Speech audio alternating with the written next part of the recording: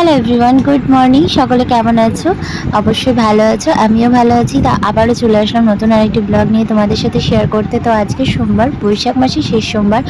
তো আজকে যাব আমি শিব মন্দিরে পুজো দিতে।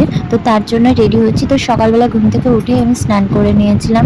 আর যেহেতু বাড়িতে রান্নাবান্না মাই করে এখন, তো তার জন্য আমি খুব একটা রান্নাবান্না করি না। এই কারণে আমি স্নান করে রেডি হয়ে নিয়েছিলাম। মা বললো সকাল সকাল পুজোটা দিয়ে এসো। আর তার মধ্যে ছিল আজকে ভোট। তো পুজো দিয়ে এসে তারপর আবার ভোট দিতেও যেতে হবে। তো যাই হোক, তাড়াহুড়ো করে আমি রেডি হয়ে আর সোনুকে কিন্তু রেখে গিয়েছিলাম বাড়িতে। তো তারপর আলতাটা পরে নিলাম, রেডি হলাম। রেডি হয়ে ঘরে ঠাকুরকে পুজো দেওয়ার পর তারপর রেডি হয়ে আমি বেরিয়ে পড়লাম। তো যাই হোক, দুটো মন্দিরে গিয়েছিলাম। তো আমাদের এখানে যে বাড়ির কাছে যে দুটো মন্দির পড়ে, দুটো মন্দিরেই আমরা যাই। তো এই যে এখানে আমি এখানে প্রথম শিব পুজো করি। তো এখানে এসেছিলাম, তারপরে মাঠের ভেতরে আরেকটা ছিল, তো সেখানে চলে এসেছিলাম। তো এখানে একটু ফাঁকা ছিল, কেউই ছিল না, তো আমরাই ফার্স্ট গিয়েছিলাম।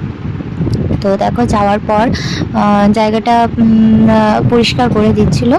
আর তখন কেবলই সবাই এসেছে। আর জায়গাটা দেখো, খুবই সুন্দর। আমার জায়গাটা কিন্তু ভীষণ ভালো লেগেছে, এত ঠান্ডা পরিবেশ। গেলে কিন্তু মন পুরো শান্তি, একটা কি বলবো, মনের ভিতর থেকে একটা অন্যরকম একটা অনুভূতি আসছে। তো তারপরে পুজো দিয়ে নিলাম। যেরকমভাবে সবাই পুজো দেয়, আমিও ঠিক সেরকমভাবে পুজো দিই। আর যাই হোক, এই ভিডিওটা করা হয়েছিল, তো তার জন্য তোমাদের সাথে শেয়ার করে দিলাম। পুজো করে নেওয়ার পর তারপর ওখানে একটু বসে, অনেকটাই রাস্তা আমাদের বাড়ি থেকে মাঠের মধ্যে যেহেতু, তো আমি আর আরেকজন গিয়েছিল।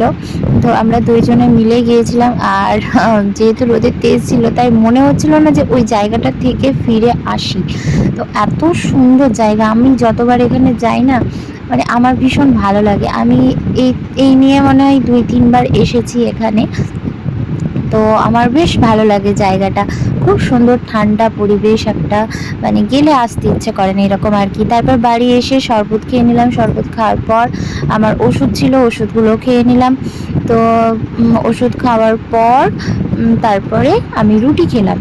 তো রুটিটা খাওয়ার সময় পূজা বললো যে চলো তাহলে সকাল করে ভোটটা দিয়ে আসি, এখন ফাঁকা আছে। তো তারপর দুজনে মিলে রেডি হয়ে চলে গেলাম ভোট দিতে। আমার দেওর নিয়ে গেছিল ভোট দিতে। তো দেখো, যেহেতু কাকিমা বাড়িতে ছিল না, তাই আর স্নান করে উঠে সোনু ঘুমিয়ে গেছিলো, তার জন্য ওকে তখন চুলটা কাটানো হয়নি। তো এখন ঘুম থেকে ওঠার পর ও চুলটা কেটে নিল। চুলটা কাটার পর ওর চুলগুলো এত বড় হয়েছিল, আমার ইচ্ছে ছিল এবার একটু চুলটা ওর রাখবো।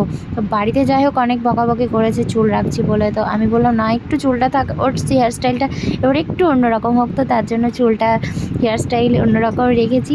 তো তোমাদের আমার আজকের ব্লগটা কেমন লাগলো অবশ্যই কমেন্ট করে জানিও। আর কে কোথায় থেকে আমার ব্লগগুলো দেখো অবশ্যই কমেন্ট করো, একটু জানিও। ভালো লাগে বেশ, তোমরা সাপোর্ট করলেই আমার বেশি ভালো লাগে। আর বিকেলে একটু রেডি হয়ে রিলস বানিয়েছিলাম।